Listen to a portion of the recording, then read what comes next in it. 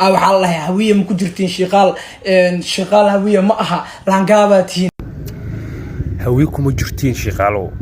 ana idin cadeynaya Soomaali Maxamed horta waan dhageysanaysaa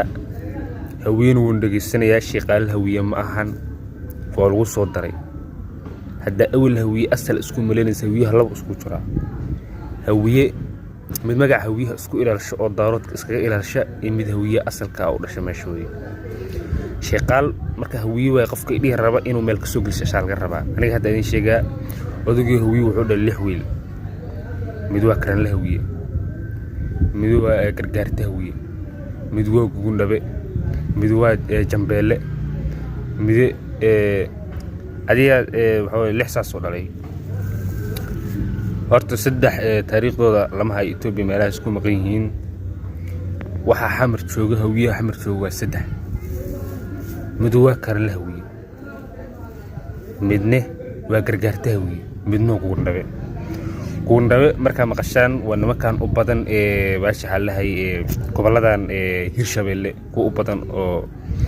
isku jir baadacada iyo ragaas weey karan la hawiyeen waa mursaday iyo tiimkiisa weey markii la yiraahdo marka gargaarta hawiye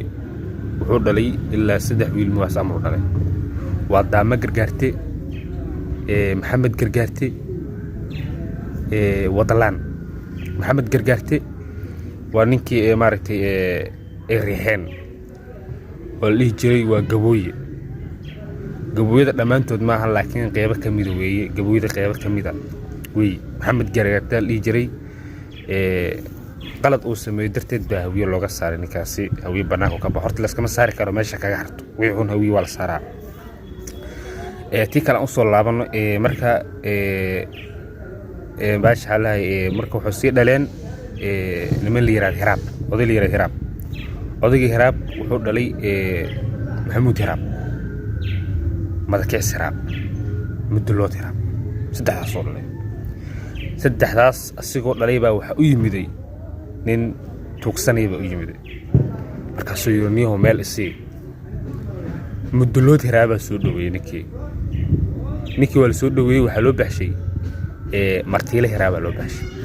martiile hiraab dadwada marka shaqaalka dhahay hawiyaan nahay qeylinay waa martiile hiraab marti waa marti hiraabkii asaas ku soo dhaweeyay marka siyaas baa lagu dajiyay xamar meel kamid ah geeska meesha ugu horreysay la dajiyay waa aragto meeshan ka hadabay ahayd halkaas baa lagu soo dhaweeyay mudleedkii baa halkaas dajiyay xere yar baa loo ooday xamar geeskaas bay ka degan yihiin waa aragteen ka xad hadaa tagtay laba tilaabo hadaa qaadid